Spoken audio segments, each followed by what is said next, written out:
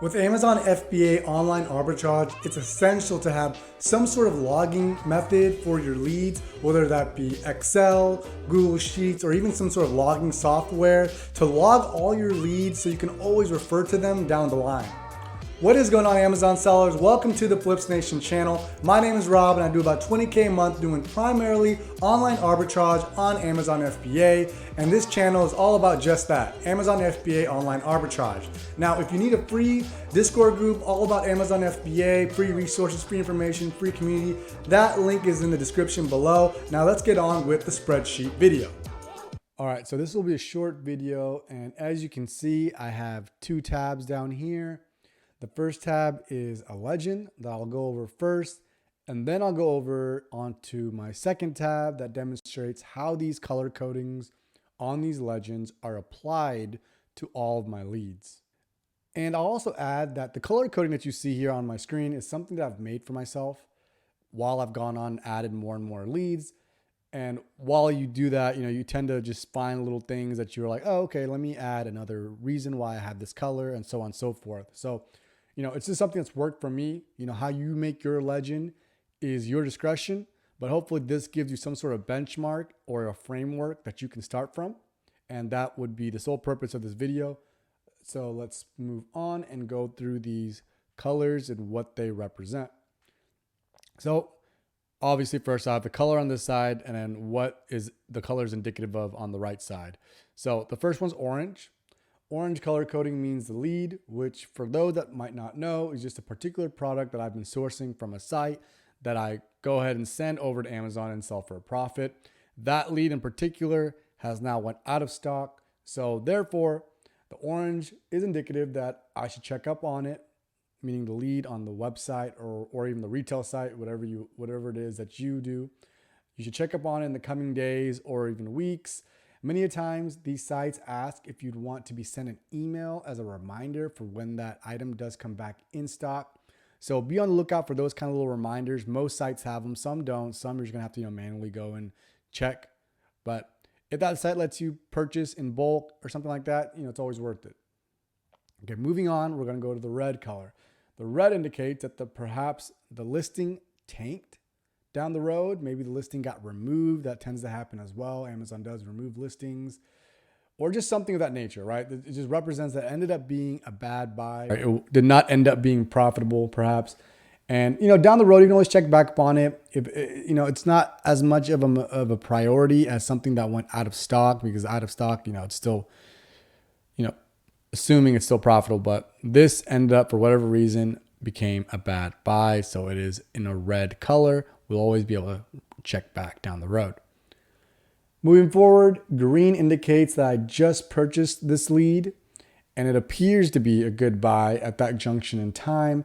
So it'll be in test mode, meaning I bought 5 to 10 units to test, and I'll go ahead and send it to Amazon before it graduates to a better coding like a replenishable color.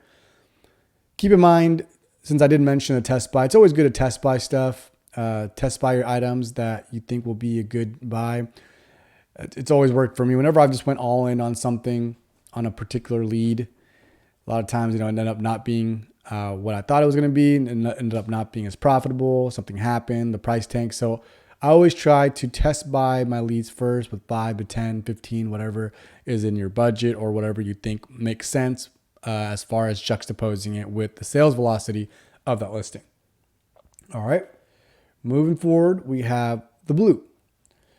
The blue indicates that the sole reason it was a bad buy was due to the price tanking.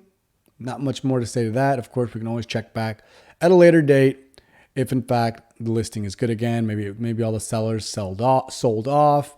Maybe the price, maybe the item that went out of stock for a long time. So all the sellers sold all their stock and now it's back to a profitable selling price. Okay. Next one is gray. I don't know why I put profit. I just put Amazon profit and I just left it like that. But this is pretty much saying that Amazon ended up getting on the listing down the road. There's many times where I will try to sell on a listing that Amazon is on it, if in fact Amazon has not been on it for quite some time. For example, let's say right now, it's January right now. Maybe Amazon has not been on the listing since, I don't know, June. So for like 6-7 months, it's been off the listing. So it might appear to be safe to try to get on the listing. And then let's say come March, in a few months, I see that Amazon's back on the listing. So more than likely, I'm not going to keep sending items there, because if Amazon is on the listing, what happens is Amazon takes a large percentage of the buy box. It'll go to them and they determine the price that they're selling at. And oftentimes that price they determine is not profitable on our end. So I make that gray, pretty much telling me, hey, Amazon's on this listing now. Let's check back at a later date to see if Amazon might be off. All right. Next one is red text. Okay, this is a bad one, guys. The bad one means the product got flagged for an IP complaint, meaning an intellectual property complaint. So either another seller informed me that a particular brand is giving out IP complaints on a particular listing, or it's just pretty much my own experience. Maybe an item that I had, the brand gave me an IP complaint, right? So things like that do happen on Amazon. If that does happen, I put a red text saying this brand is a no-no. All right. Moving on to the gold text. The gold text means that the sale on a particular listing ended, and I should check back on their site for when that sale comes back alive. Keep in mind, this is a gold text, meaning it could still have, a green, a red, orange color fill, but the gold text means that perhaps the sale ended. I should go back and check if that sale comes back alive, which means I can buy it at a price that is profitable as far as juxtaposing that price to the sale price on Amazon. Okay. Next is the purple. That is the best color for me on my legend, for my listings or my spreadsheet. It is indicative that the lead is in fact a replenishable, meaning for the time being, I've been able to successfully buy a good amount of the product and sell it constantly. Keep in mind, the replenishable lead may get demoted to a blue, which is a price tank. Just one of these things that does happen to replenishable. You can't have replenishable forever. I mean, maybe you can, but for me, usually I have a good replenishable for a good amount of time. And then after that time, maybe a bunch of other sellers also find out about that listing. And usually when that happens, there is a selling war. Someone undercuts someone else, so on and so forth. It keeps going down. I wish it didn't happen like that. I wish everyone would just match the buy box price, but it naturally does not happen that way, unfortunately. So it goes to a blue status, or if the Amazon got on the listing, I change it to a gray status. It just gets demoted to one of these colors. So you see how this legend works for me now, right? And finally, the brown color. You don't really need to add it, but for me, I've been trying to get new wholesale accounts this year for 2023. So for me, I've added this. It really just means for a product that may be a good wholesale product based on the sellers and just different things that I've noticed on the listing. And maybe this brand also is not a huge mainstream brand. Maybe it's like a more niched brand. However, even a niche brand can still do a bunch of sales per month, right? So it's still worthwhile to see if you can at least open up an account with them. Maybe if it's such a low-key brand that maybe a lot of people have not reached out to them, and you might have a competitive edge there because you know about this product and this listing, right? And this brown color, I don't really fill the whole row. I kind of just, I'll show you here in the next sheet, but I kind of just color one cell adjacent to the main row of the listing or on the lead.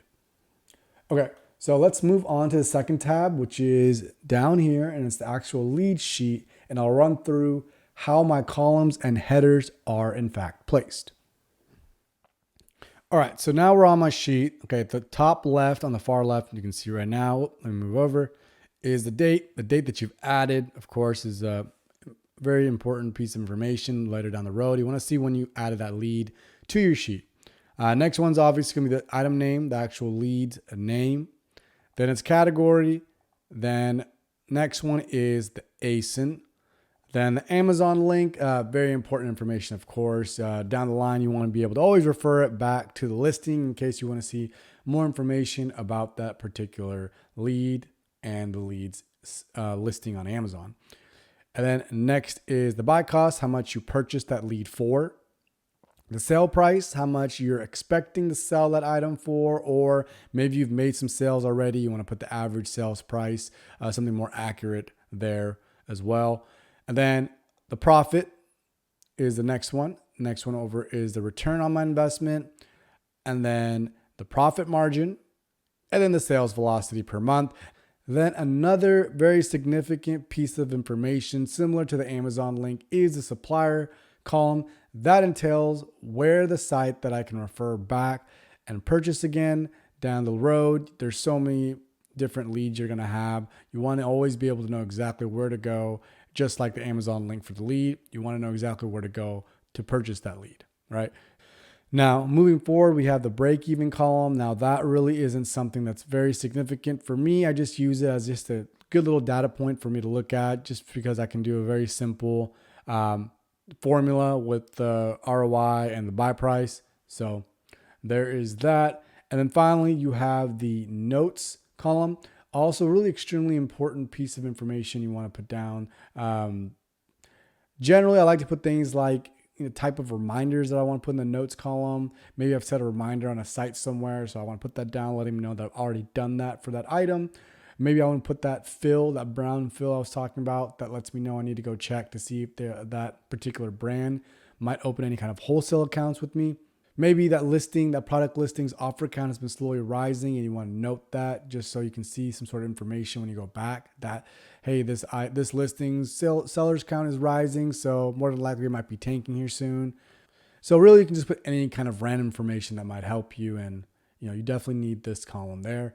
Then finally, you can make your own formula or a score. I don't have anything special, but I do try to incorporate something that multiplies the sales per month with the total profit, which generally just tells me in theory how much a product would make me profit-wise for the full month.